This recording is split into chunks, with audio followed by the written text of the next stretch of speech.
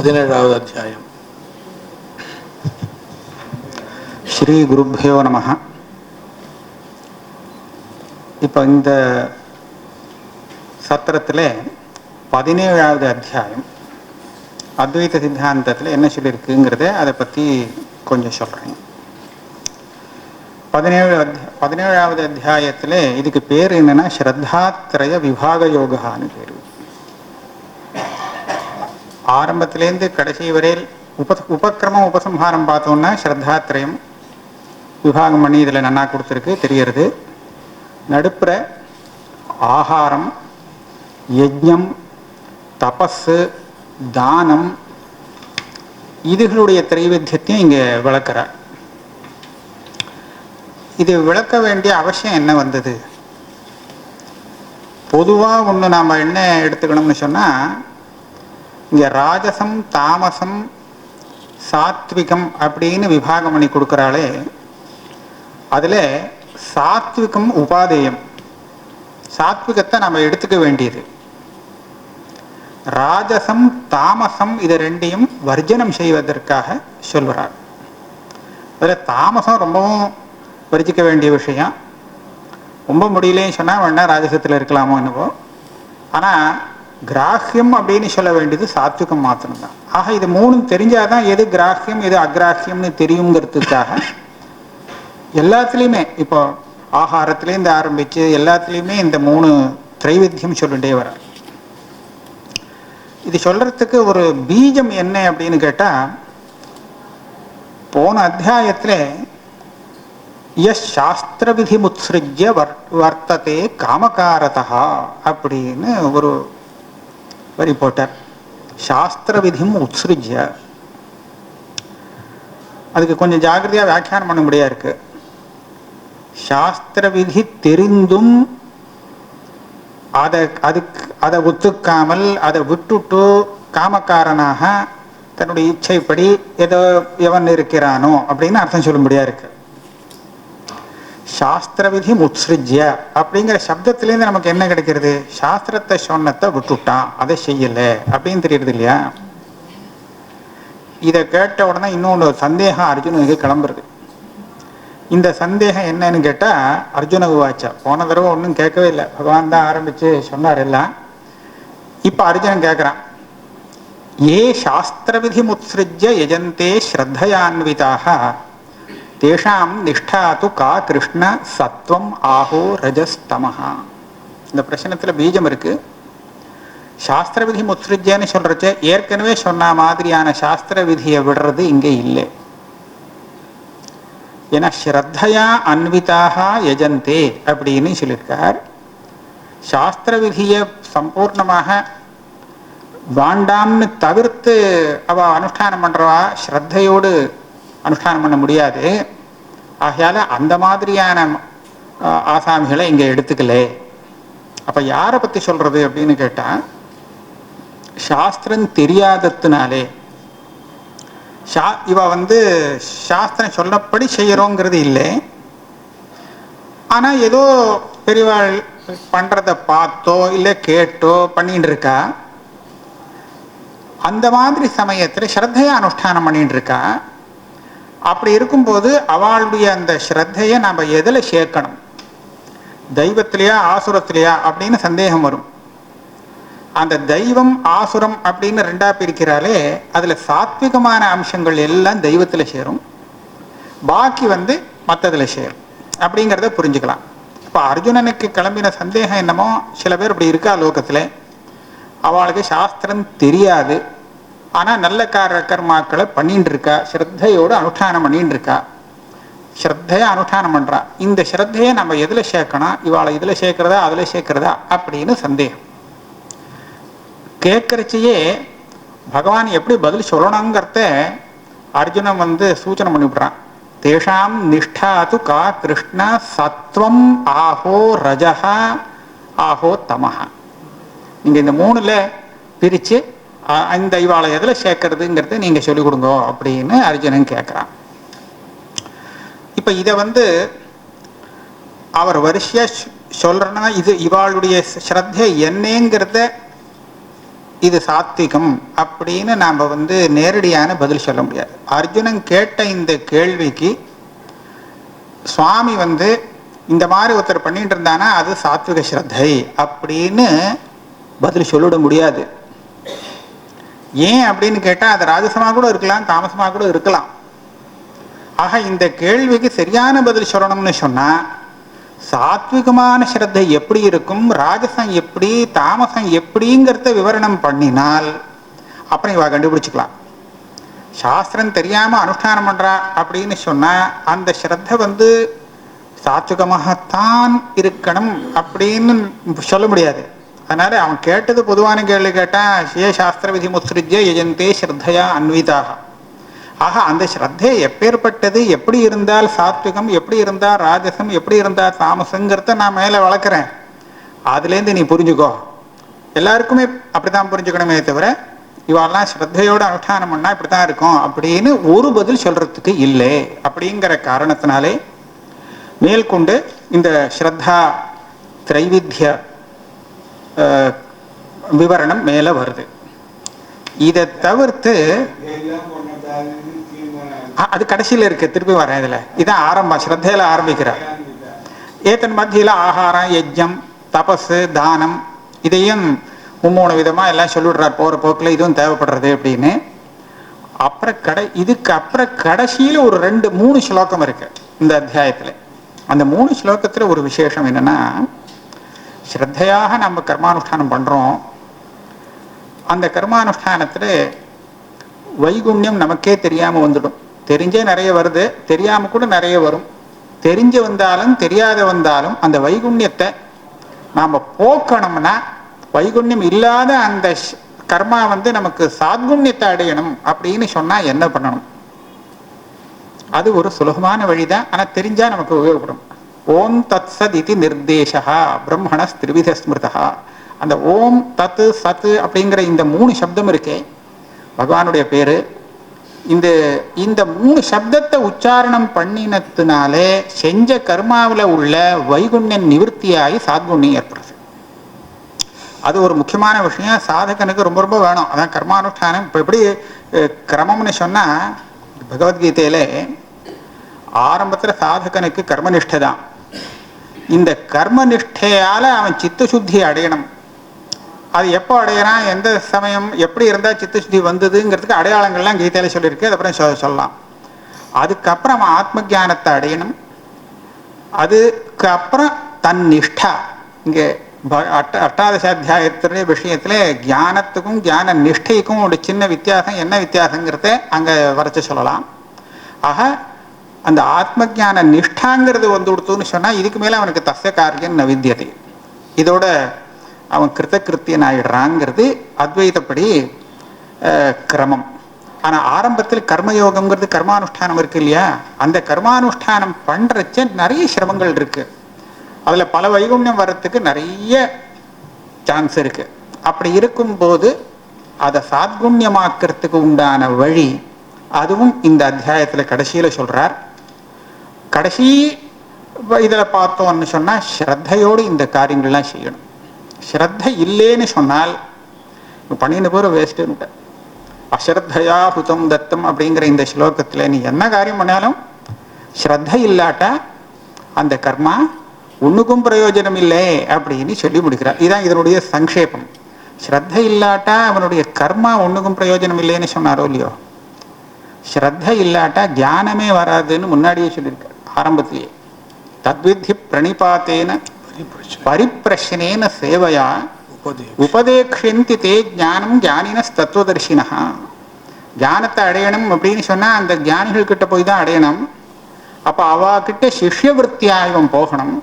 சிஷ்யன் குரு கிட்ட எப்படி நடந்துக்கணும், எப்படி இருந்தால் அவட்டேந்து ஞானம் அடையலாம் அப்படிங்கிறதுக்கு ஒரு முறையை சொல்லி கொடுக்கறது தத்வித்தி பிரணிபாத்தேன பரிப்பிரஷ்னேன சேவையா அப்படின்னு. அப்போதான் அவள் உபதேசம் பண்ணுவானே. இந்த சொல்லிட்டு ஒரு 2 ஸ்லோகம் கழிச்சு ஸ்ரத்தாவான் லபதே ஞானம் அப்படிங்கிற தத்பர சஞ்ஞதேந்திரியா. இவன் பண்ணலாம், அவள் உபதேசம் பண்ணலாம். ஆனால் அவள் பண்ணின உபதேசம் இவனுக்கு சேரணுமே, இவனுக்கு லபிக்கணுமே. அதுக்கு இவனு ஸ்ரத்தையோடு இருந்தால் தான் முடியும். ஸ்ரத்தாவான் லபத்தே ஞானம். ஆக ஞானம் அடையறதுக்கும் ஸ்ரத்தைங்கிறது தேவையாக இருக்கு.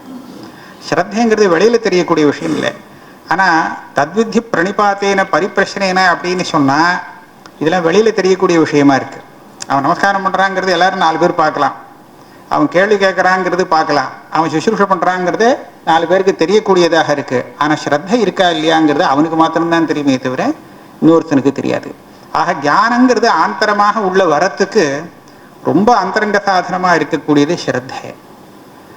கர்மானுஷ்டானம் பண்றதுக்கும் அந்த ஸ்ரத்தைங்கிறது கூட இருக்கணும். ஸ்ரத்தை இல்லாமல் அதுக்கு விபரீதமான அஸ்ரத்தை இருந்ததுன்னு சொன்னா இந்த கர்மா பலிக்காது, சரியான பலத்தை கொடுக்காது அப்படிங்கிற விஷயத்தையும் நாம் இந்த அத்தியாயத்தில் நம்ம தெரிஞ்சுக்கிறோம். நம்ம இப்போ சில ஸ்லோகங்களை பார்ப்போம். இதனுடைய சாரம் இதுதான். இது ரொம்ப முமுக்ஷுவுக்கு தேவையான விஷயம். முமுக்ஷு அமுமுக்ஷு எல்லாருக்குமே தேவைதான். இங்கே முமுக்ஷுவுக்கு கர்ம யோகம், அமுமுக்ஷுவா இருந்தா கர்மா. அவனும் கர்மா விட்டுட்டு போகலாங்கிறது கிடையாது. அவனுக்கு அவன் அப்படி இருந்தா நல்ல மார்க்கத்தில் வரலாம். இப்போ பாருங்க, நான் கொஞ்சம் சிலதை சொல்றேன். த்ரிவிதா பவதி ஸ்ரத்தா தேஹினாம் சா ஸ்வபாவஜா சாத்விகி ராஜசீ சைவ தாமசீ சேதி தாம் ஸ்ருணு. ஸ்லோகத்துக்கு நான் பெருசா விவரணம் பண்ண வேண்டிய அவசியம் இல்லை. ஸ்லோகம் படிக்கிறச்சே நிகத வியாக்கியாத்தம்னு சொல்ற மாதிரி சரியா படிச்சோம்னா அர்த்தம் புரிஞ்சு போகுது. இப்போ இந்த சாத்விகத்தை ஸ்ரத்தையை நான் பெரிசா சொல்லணுங்கிறது அவசியம் இல்லை. சத்வானுரூபா ஸ்ரத்தாமயோயம் புருஷா யோ யச்ரத்த சைவ சஹா. எல்லாருக்கும் ஒரு ஸ்ரத்தை இருக்கும். அந்த ஸ்ரத்தை எந்த இடத்துல வச்சிருக்கா அப்படிங்கிற விஷயம் இருக்கே, அதுதான் இவளுடைய அந்த ஸ்ரத்தையை சாத்விகமாக்குறது, ராஜசமாக்குறது, அதே மாதிரி தாமசமாக்குறது. விஷயத்தை பொறுத்து இவளுடைய ஸ்ரத்தையானது சாத்விகமாகவோ ராஜசமாகவோ தாமசமாகவோ ஆகிறது. ஸ்ரத்தா அப்படின்னு சொன்னா எல்லாமே ஸ்ரத்தையா தான் தெரிகிறது. யஜந்தே சாத்விகாக தேவான் யக்ஷ ரக்ஷாம்சி ராஜசாக பிரேதான் பூதகணாம்ச்சான்யே யஜந்தே தாமசாக ஜனாக. இந்த ஆராதனம் ஸ்ரத்தையோட ஆராதனம் பண்றா, பூஜிக்கிறா. இந்த பூஜையுடைய விஷயம் எப்படி இருக்கு அப்படின்னு கேட்டோம்னா, தேவதைகளை பூஜிக்கிறான்னு சொன்னா இது சாத்விகமா. யஜந்தே சாத்விகாக இந்த நிர்தேசம் பண்ணும்போது சில இடத்துல ஸ்ரத்தையே பிரதானமா வச்சு அதை 3 தினசுன்னு சொல்லுவா. சில சமயம் அந்த ஸ்ரத்த உள்ளவாளை வர்ணிச்சா நமக்கு ஸ்ரத்த என்னங்கிறது புரிஞ்சு போயிடும். சாத்விகாக அந்த சாத்விகமான ஸ்ரத்தை உடையவர்களை சொன்னாக்க அவளுடைய ஸ்ரத்தை என்னங்கிறத நம்ம புரிஞ்சு விடலாம் இதுலேருந்து. அதே மாதிரி யக்ஷ ரக்ஷாம்சி ராஜசாக அது நடுப்புற இருக்கு. பிரேதான் பூதகணாம்ச்சான்னி யஜந்தே தாமசா ஜனாக அப்படின்னு பார்க்கும்போது இதெல்லாம் அந்த விஷயத்தை பொறுத்து இது தாமச ஸ்ரத்தை அப்படின்னு சொல்லியிருக்காங்க. அது ஏதோ அந்த வாமாச்சாரத்தில் ஏதாவது இருக்கும் போல இருக்கு. இந்த வாமாச்சார அதை அனுஷ்டானம் பண்ணக்கூடிய அவளும் அதை அனுஷ்டானம் பண்றா, பல விஷயமா இருக்கு. இதுக்கு மேலே பல விஷயங்கள்ல இவ திரைவித்தியம் சொல்றார். அதாவது தபஸ் என்ன, ஆகாரம் என்ன, இது எல்லாம் 3 தினசு அப்படின்னு சொல்லிட்டு வர. அங்கேயும் இவாளுடைய எதுக்காக சொல்றான்னா, இது சாத்விகத்தை கிரகிச்சுட்டோம்னா நமக்கு சாத்விகமான ஸ்ரத்தைக்கு அது அனுகூலமாக இருக்கும் அப்படிங்கிறது தான் முக்கியமான விஷயமாக இருக்கு. அதை எப்படி சொல்றாருன்னு பாருங்க. அசாஸ்திர விஹிதம் கோரம் தப்யந்தே ஏ தபோ ஜனாஹ தம்பாஹங்கார சயுக்தாக காமராக பலான்விதாக கர்ஷயந்தஹ ஷரீரஸ்தம் பூதகிராமம் அச்சேதசஹ மாஞ்சைவ அந்தஷரீரஸ்தம் கர்ஷயந்தஹ தான் வித்தி ஆசுர நிச்சயான். இதுலேருந்து நமக்கு என்ன ஒன்று கிடைச்சதுன்னு சொன்னா, இப்போ சொல்றது ஸ்லோகத்துக்கு அர்த்தம் நான் சொல்ல போறது இல்லை. இதனால அவள் அனுஷ்டானம் பண்ணும்போது ரொம்ப சிரமப்பட்டு பண்றா, ஆனா நல்ல ஸ்ரத்தை இல்லை அப்படிங்கிறது தெரியறது இல்லையா. இந்த மாதிரி உள்ள ஸ்ரத்தை உள்ளவர்களை ஏற்கனவே சொன்ன அந்த 2 விபாகம் இருக்கே, தெய்வீ சம்பத்து ஆசுரி சம்பத்து, அதுல எதுல சேர்க்கலாங்கிறத புரிஞ்சுக்கலாம். அதனால தான் வித்தி ஆசுர நிச்சயான் அப்படின்னு சொன்னதுனாலே இப்பேற்பட்ட ஸ்ரத்தையோட வேலை பண்றவா இருக்காளே இவாளை நம்ம ஆசுர சம்பத்துல சேர்க்கணும். அதுல சேர்ந்தவா இவா. ஆகார திரைவேத்தியம் எப்படி இருக்கணும்? முதல்ல பிரதிஜை, ஆஹாரஸ்துவபி சர்வஸ்ய த்ரிவிதோ பவதி பிரியः யஜ்ஞः தபः ததா தானம் தேஷாம் பேதம் இவம் ஸ்ருணு. பிரியः அப்படின்னு சொல்லியிருக்கார். இயற்கையா பிரீத்தியா இருக்கும் அந்த ஆகாரம். இதை வச்சுன்னு கண்டுபிடிக்கலாம் எப்படி அவளுடைய வாசனை இருக்கு அப்படிங்கிறத. அவள் சம்ஸ்காரத்தை அனுசரித்து அவளுக்கு அந்த ஆகாரம் பிரியமாக அமையும். ஆயு சத்வ பல ஆரோக்கிய சுக பிரீத்தி விவர்தனாக. இந்த விவர்தனாகங்கிறது எல்லாத்துலேயும் சேரும். ஆயுஷை விருத்தி பண்ணக்கூடியது, சத்வத்தை பலம், ஆரோக்கியம், சுகம், பிரீத்தி இது எல்லாத்தையுமே விருத்தி பண்ணக்கூடியதான ஆகாரங்கள்.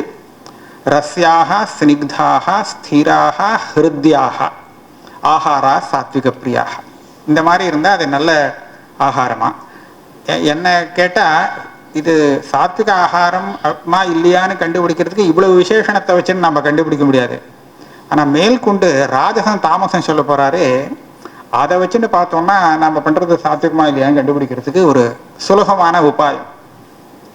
கட் வம்ல லவணாத்யுஷ்ண தீக்ஷ்ண ரூக்ஷ விதாகினः ஆகாராக ராஜசஸ்யேஷ்டாக துக்க சோக ஆமயப்பிரதாக. இங்கே நடுப்புற ஒரு அத்தின்னு விழுந்திருக்கு. இந்த அத்திங்கிறது ரெண்டு பக்கமும் சேருமா, முன்னாடி பின்னாடி எல்லா இடத்துலையும். அதி கட்டு, அதி அம்மலம், அதான் ரொம்ப உரப்பு, ரொம்ப புளிப்பு, ரொம்ப உப்பு, அதியா எல்லாமே. இதெல்லாம் அதியா இருக்கிற அந்த வஸ்து தான் சில பேருக்கு பிடிக்கும். அந்த ஆகாரம் தான் பிடிக்கும். இது என்ன சப்புஞ்ச நன்னாவே இல்லையே, சப்புன்னு இருக்கே சாப்பாடு அப்படின்னு சொல்லி தூஷிப்பா. அந்த மாதிரி அவளுக்கு அதுதான் அவளுக்கு இயற்கையா பிடிக்கிறது. இப்பேற்பட்ட ஆகாரம் ராஜச ஆகாரம். யாத்தயாமம் கதரசம் பூதி பரியுஷிதஞ்சயத் உச்சிஷ்டம் அப்படி சாமேத்தியம் போஜனம் தாமசப்பிரியம். யாத்தயாமம்னா பழசு. சாதாரணமாக யாத்தயாமங்கிறது சமையல் பண்ணி ஒரு யாம காலம் ஆயிடுத்துன்னு சொன்னால் அதுக்கப்புறமே அதனுடைய இது குறைச்சல், அதனுடைய இந்த சுத்தி போயிடும். ஆகாது. அந்த மாதிரி இருக்கிற ஆகாரமே கூடாது. ஆனால் பொதுவாக எப்படி வச்சுட்டு இருக்குன்னு சொன்னால், ஒரு ராத்திரி ஆயிடுத்துன்னு சொன்னால், நேற்றுக்கு சமையல் பண்ணினது ஒரு ராத்திரி கழிக்கு மறுநாளைக்கு எடுத்துட்டோம்னா அது ஆத்தையாமல், அது சாப்பிடக்கூடாது. பழசு கத ரசம் அதோடைய ரசமும் மாறி போயிடும். நேற்றுக்கு சாப்பிட்ட மாதிரி இன்னைக்கு இருக்குது, அது கொஞ்சம் வித்தியாசம் தெரியும். இதே மாதிரி பூத்தி பரியுஷிதம், பரியுஷிதம்ங்கிறதுக்கு அந்த அர்த்தம் பண்ணியிருக்கார், ராத்திரி வியவஹிதம் அப்படின்னு. அதே மாதிரி உச்சிஷ்டம், புக்தசிஷ்டம். நாம் ஒரு எச்சல்னு சொல்கிறோமோ இல்லையோ, அதுவும் ஒரு அதெல்லாம் அமேத்தியத்தில் சேர்த்து விட வேண்டியது. மேத்தியம் இல்லை, சுத்தம் இல்லாதது. இங்கே எல்லாம் சாப்பிட்டுட்டு மிச்சம் இருக்கோ இல்லையா, அதை உச்சிஷ்டம்னு எடுத்திருக்காரு. புக்தசிஷ்டம், அமேத்தியம், அயஜ்ஞார்கம்னு இது சப்தார்த்தம்.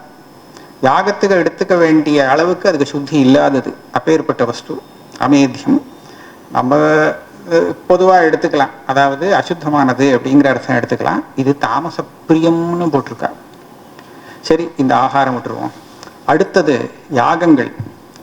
அபலாகாங்ஷிபிர் யஜ்ஞா விதிதிருஷ்டோய யுஜ்யதே யஷ்டவ்யமேவேதி மனசமாதாய ச சாத்விகா. இந்த யஜ்ஞத்தில் இப்படி யஜ்ஞம் பண்ணினா அது சாத்விகமா. எப்படி கர்மயோகம்னு சொல்கிறோம் இல்லையா, அதனுடைய பலத்தை எதிர்பார்க்காமல் விதி திருஷ்டா, இது எனக்கு விதிக்கப்பட்டு இருக்கு அப்படிங்கிறதுனால நான் அனுஷ்டானம் பண்ணேன், இது என்னுடைய கடமை, எனக்கு சாஸ்திரம் விதிச்சிருக்கு, அதனால் நான் அனுஷ்டானம் பண்ணுறேன் அப்படின்னு எந்த அனுஷ்டானம் பண்ணப்படுறதோ, மனசமாதாய சாந்தமாக இருந்து கொண்டு அனுஷ்டானம் பண்ணக்கூடிய அந்த யஜ்ஞம் சாத்விகம். அபிசந்தாயது பலம் தம்பார்த்தமபி சைவயத் யுஜ்யதே பரதஸ்ரேஷ்ட தம் யஜ்ஞம் வித்தி ராஜசம். பலம் வேணும் அப்படிங்கிற ஆசையோடு அனுஷ்டானம் பண்ணப்படுறது. அதே சமயத்தில் தான் அனுஷ்டானம் பண்ணுறோம், இவன் பெரிய அனுஷ்டாத்தா அப்படின்னு 4 பேருக்கு தெரியணும் அப்படிங்கிறத அந்த உத்தேசத்தில் அனுஷ்டானம் பண்ணுறது. இதுதான் தம்பார்த்தம் அப்படின்னு சொல்கிறது. அப்புறம் இப்பேற்பட்ட யாகம் பண்ணுறத ராஜசம்னு சொல்லியிருக்கார். யுஜ்யதே பரதஸ்ரேஷ்ட தம் யஜ்ஞம் வித்தி ராஜசம். 3வது தாமசம், விதிஹீனம். என்ன விதிக்கப்பட்டிருக்கோ அதுக்கு நேர் விபரீதமாக நடக்கிறது. அசிருஷ்டான்னம். யஜ்ஞத்தில் பிராமண போஜனம், பிராமணர்களுக்கெல்லாம் நிறைய போஜனம் கொடுக்கணும். இங்கே ஒன்றுமே கொடுக்கல. அப்படி இருக்கக்கூடியது அசிருஷ்டான்னம் அப்படின்னு அர்த்தம் பண்ணியிருக்கார். அதே சமயத்தில் மந்திரஹீனம் அதக்ஷிணம். மந்திரஹீனம், மந்திரங்கள்லாம் சரியா இல்லை, சரியானபடி சொல்லலை. அதே சமயத்தில் தட்சிணை சரியானபடி விகிதமான தட்சிணை இல்லை. மந்திரஹீனம்ங்கிறதுக்கு என்ன சொல்லியிருக்காங்கன்னா, மந்திரமே சொல்லாமல் பண்ணுறான்னு இல்லை. அப்படி சொன்னால் யாருமே வரமாட்டா. ஏதோ சொல்கிறா மந்திரம், ஆனால் அபஸ்வரமாக இருக்குது, எழுத்து தப்பாக இருக்குது. மந்திரோ ஹீன ஸ்வரத்தோ வர்ணத்தோவா அப்படி இருக்கக்கூடியதான் மந்திரஹீனம் அப்படின்னு சொல்லியிருக்கா. மந்திரமே சுத்தமாக இல்லாமல் ஒரு யஜ்யம் பண்ணுறான்னு சொன்னால் யாருமே ஒத்துக்க மாட்டான். பார்க்கறதுக்காவது யஜ்யனும் தெரியணுமோ இல்லையோ. அதனால மந்திரம் இருக்கு, அது ஸ்வரம் தப்பா தெரிகிறது, ஸ்வரம் வர்ணங்கள்லாம். அதக்ஷிணம், அதாவது யதோக்தமான தட்சிணை இல்லாதது. அதுல எல்லாத்தையும் விட முக்கியம் ஸ்ரத்தா விரகிதம். நல்ல ஸ்ரத்தையே இல்லை, ஸ்ரத்தை இல்லாம பண்ணக்கூடிய அந்த யஜ்யம் இருக்கே, இது தாமசம்னு சொல்றாங்க. தபஸ் இருக்கே, இந்த தபஸையும் தபஸ்ல ஒரு விசேஷம். பாக்கியெல்லாம் வெறும் சாத்விகம் ராஜசம் தாமசம்னா சொன்னாரே தவிர, தபஸ்ல மாத்திரம் தபஸே 3 விதமாக இருக்கு. அப்புறம் அந்த 3 விதமும் ராஜசம், சாத்விகம் ராஜசம் தாமசம்னு 3 விதமா இருக்குன்னு தெரிஞ்சுக்க வேண்டிய விஷயம். அது என்னன்னா, தேவ த்விஜ குரு பிராஜ்ஞ பூஜனம் சௌச்சம் ஆர்ஜவம் பிரம்மச்சரியம் அஹிம்சாச்ச ஷாரீரம் தப உச்சதே. அதாவது ஷாரீரம், வாங்மயம், மானசம் அப்படின்னு 3 விதமா தபஸ சொல்ற. சில தபஸை நம்ம கடைபிடிக்கலாம் போல இருக்கு. இது இந்த தேவத்விஜ குரு பிராஜ்ஞ பூஜனம், அவளை ஆராதனம் பண்றது, சௌச்சம் சுத்தியாக இருக்கிறது, ருஜுவாக இருக்கிறது, பிரம்மச்சரியம் அஹிம்சா, இதெல்லாம் சரீரத்தினால செய்யப்படுற தபஸ். ஷாரீரம் தப உச்சதே. வாங்மயம் தபா அனுத்வேகரம் வாக்கியம். கேட்கிறவாளுக்கு ஒரு உத்வேகத்தை ஏற்படுத்தக்கூடியதாக இருக்கக்கூடாது. அவ இது கேட்டு அவளுக்கு மனசு கெட்டு போறது அந்த மாதிரி இருக்கக்கூடாது. சத்தியமான விஷயமாக இருக்கணும், அதுக்காக பொய் சொல்லிவிடக்கூடாது. பிரியஹிதஞ்ச எது, சொல்லக்கூடிய வாக்கியம் பிரியமானதாகவும் இருக்கணும், அதே சமயத்தில் ஹிதமானதாகவும் இருக்கணும். அப்பிரியஸ்ய பத்தியஸ்ய வக்தா ஸ்ரோதாச்ச துர்லபா. இது ஒரு வாங்மயம் தபா. அப்படின்னா இது என்ன இருக்கும்னா, பாஷகரால் சொல்றா, வேற ஒண்ணுமே நம்ம விவகாரத்துல இவ்வளவு குணங்கள் உள்ளதாக இருக்க முடியாது.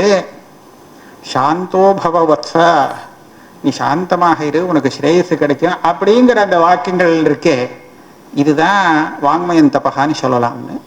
இன்னொன்னும் கொடுத்துருக்கார், சுவாத்தியாயாபியசனம் செய்யும். சுவாத்தியாய அபியசனம் அப்படிங்கிறது வேதாத்தியனம் பண்றது. வேதங்கிறது உபலட்சணம். நம்ம வேதாத்தியனமோ மற்றபடி இந்த நல்ல பாராயணங்கள்லாம் பண்றோம் இல்லையா, இதெல்லாமும் வாங்மய தபஸில் சேரும். மானசம் தபகாங்கிறது என்னன்னா, மனப்பிரசாதா, மனசு தெளிவா இருக்கும், கலங்கள் இல்லாமல் இருக்கணும். சௌமியத்துவம், சௌமனஸ்யம் அப்படின்னு சொல்வா. எல்லா இடத்துலையும் அன்பா பழகிறது. மௌனம், மௌனம் அப்படின்னு சொல்லிட்டார். மௌனம்ங்கிறது சாதாரணமாக வாக்மயன் தபஸில் சொல்லியிருக்கணும்.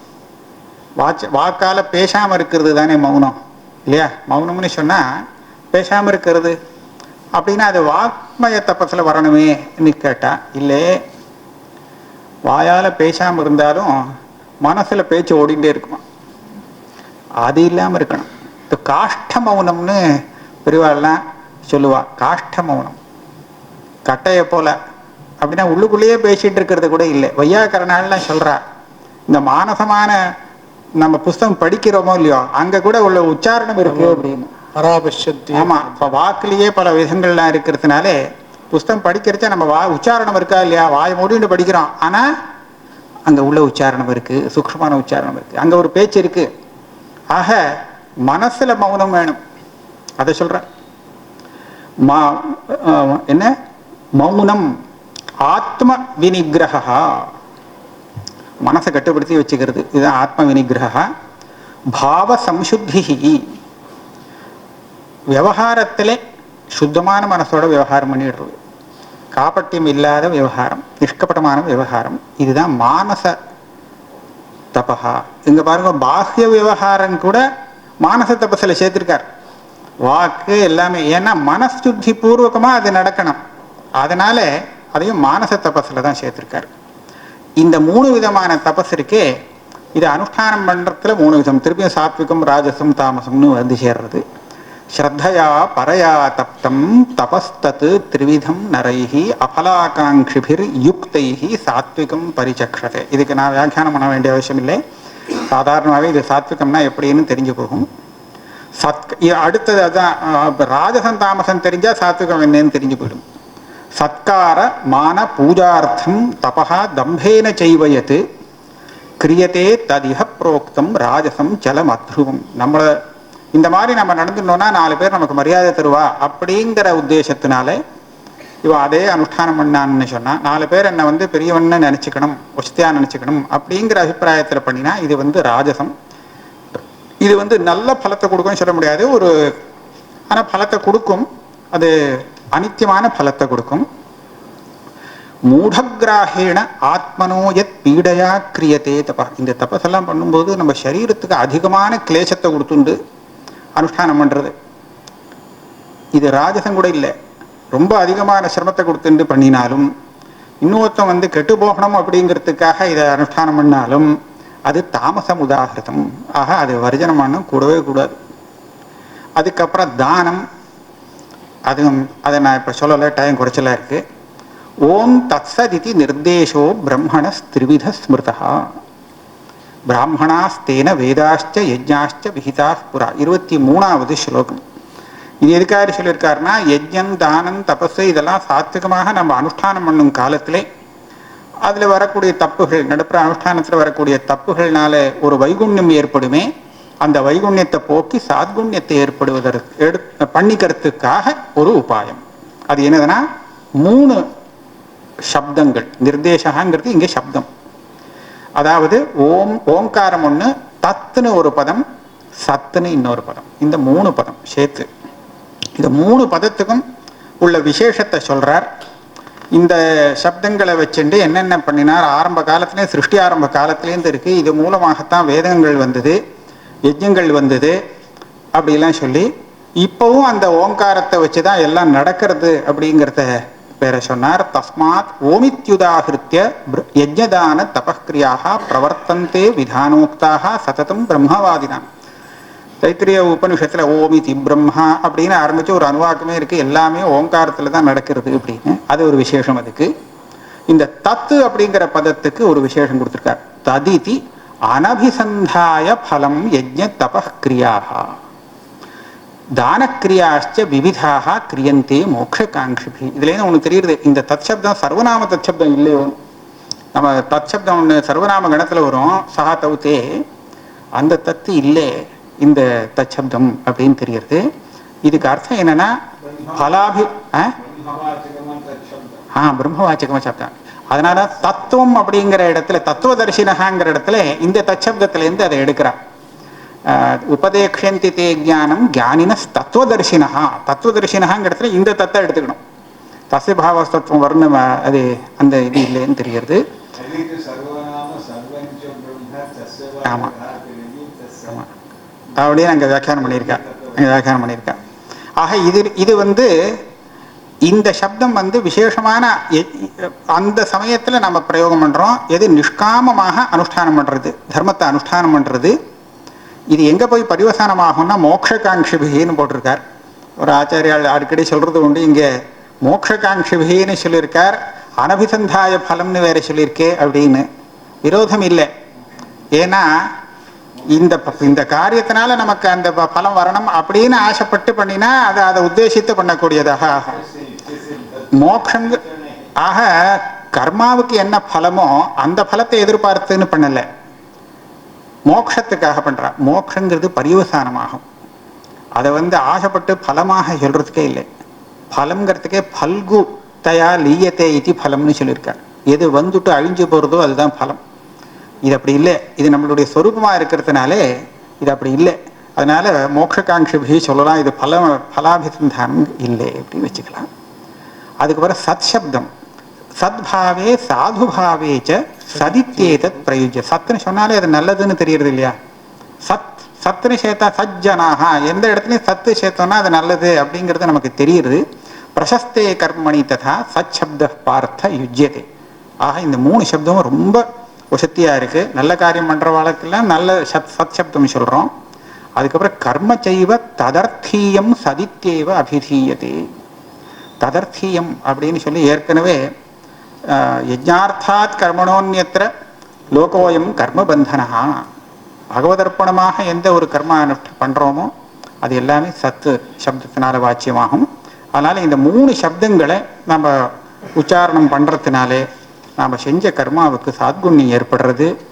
ஸ்ரத்த இல்லாம எந்த காரியம் பண்ணினாலும் உபயோகம் இல்லை. அஸ்ரத்தையா ஹுதம் தத்தம் தபஸ்தப்தம் கிருதஞ்சயத்து ஆசத் இது உச்சதே பார்த்த நஜதத் பிரேத்திய நோ இஹ.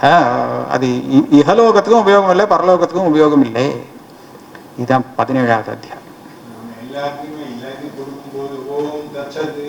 ஆமா ஆமா, ஒண்ணும் இல்லைன்னா கிருஷ்ணார்ப்பணம் மஸ்தன் அங்கேயும் சொல்றோமே, கடைசியில எல்லாத்தையும் சொன்னாதான் அது சாத்குண்யமாகும்.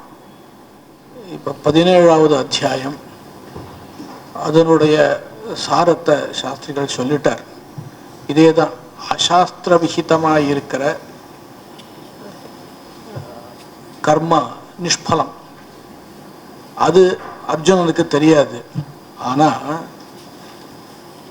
அசாஸ்திர விஹிதத்தை கூட ஸ்ரத்தா சயுக்தமாக அதாவது அசாஸ்திர விஹிதமாக இருக்கிற காரியம், ஆனால் இவன் ஸ்ரத்தையோடு பண்ணுறான்.